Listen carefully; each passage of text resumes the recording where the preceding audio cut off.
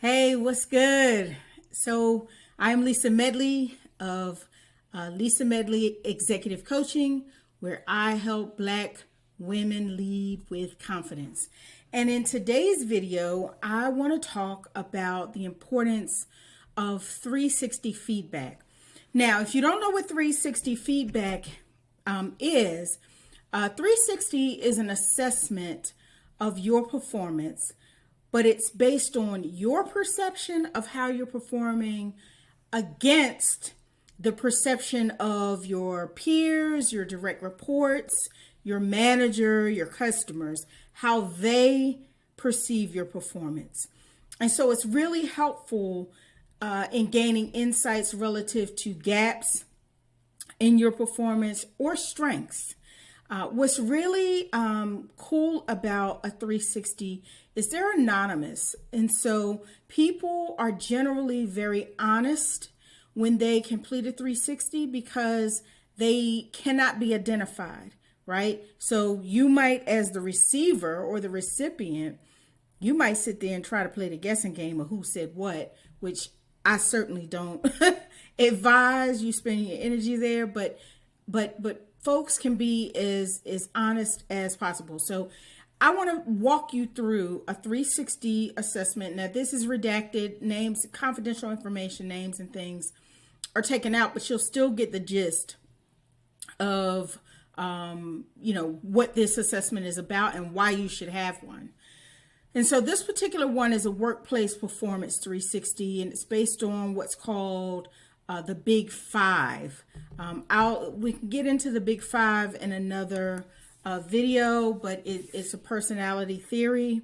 And so you get to, as the receiver of the 360, my client, you get to choose up to 15 competencies you want to be measured on. And the list is like 54 of them. So you rate yourself, and then we send it to the people you choose to get feedback from, and they rate you on the same competency.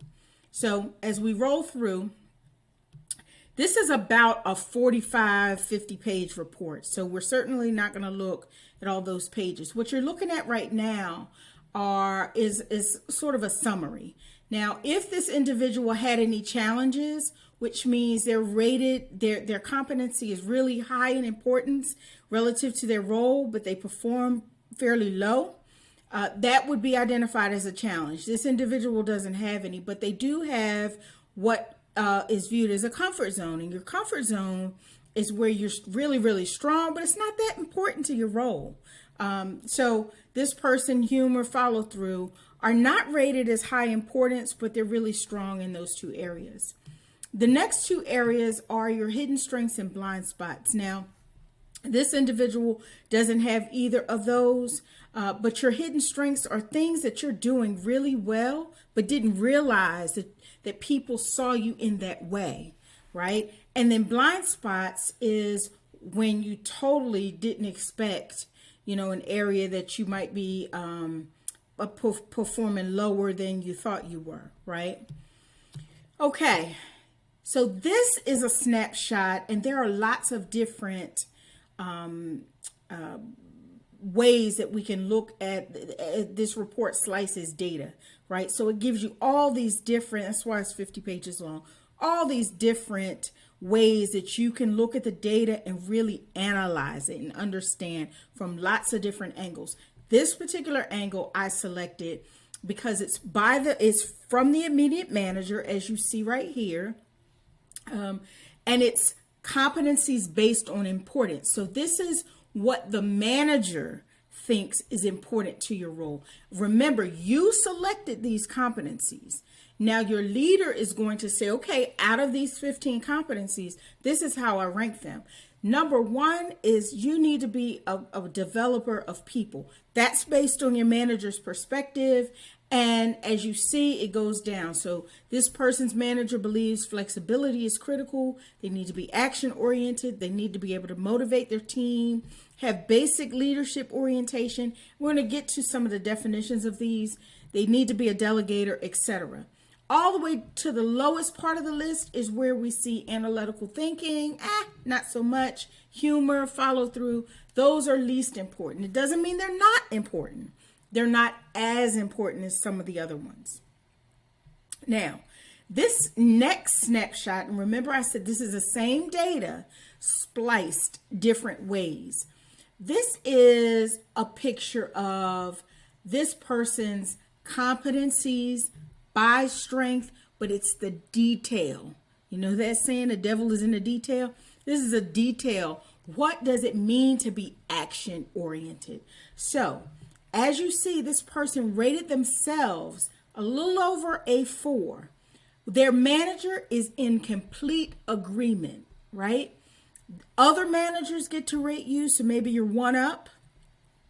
Her direct reports, this person's other raters are like your peers, your customers, vendors, that kind of thing. Now we get to dive into what does action orientation mean. So it means displaying a sense of urgency, ambitious and driven, speedy and timely decision maker. What happens when we look at the speedy and timely decision making? Well, the manager takes the rating down to about a 3. So when we get into the detail, we actually get to see, okay, so overall, I'm great at action orientation, but specifically, I need to make decisions a little more swift. This person, and look at this one. She says, I'm probably known as an action-oriented person. Well, her manager and the other manager said, oh, you're really known. So there's a little bit of a gap between how she sees herself in that particular space and how others might see her. The next one is analytical thinking. And this is the same kind of thing, but I wanted to point out the difference here. Look at the overall rating for analytical thinking. The person, this is self, she rated herself higher than a 4, almost a 5. The manager is about a 3.7, right? And when you get down to the detail, is the person comfortable and good at formulating a strategy? Well, then we see the rating go all the way to a 2. Based on her perception is here, the manager's perception is over here. Now, once you have that information, you can have a reasonable conversation with your leader about, tell me what you're seeing and tell me what you're looking for and tell me what it would look like if I was comfortable. And even when you're working with me, we can look at it and say, okay, what does this mean? How do we bring this up, etc. Now, I'm going to swing all the way to, I saved a few of these. It's kind of the same information, same point that I'm making. So it's not a lot of difference. The only other thing I want to show you is the comment section. Well, look at decision making, makes decisions timely. Look at the difference here. Look at the difference in the person's perception of how they make decisions and their leader's perception. This is critical to your leadership. And we don't know whether this leader has given her this feedback. And this is why 360 is really important, because sometimes you have no idea.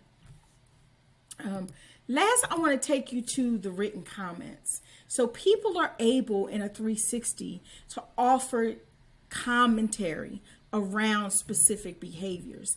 And so you see this person too impatient. Now this is supposed to be the strengths, this page. So this person leads by example, takes charge, strong leader with strong opinions, not afraid to voice opinions, quick decision maker, straightforward with urgency, right? Now we get to go into what we believe is the aspects that the person could improve upon. And we're looking at more influence, right? Takes on too much responsibility, can be a delay in response in emails. Realistic goals need to be set. So genuinely cares. She's made great improvements in this area.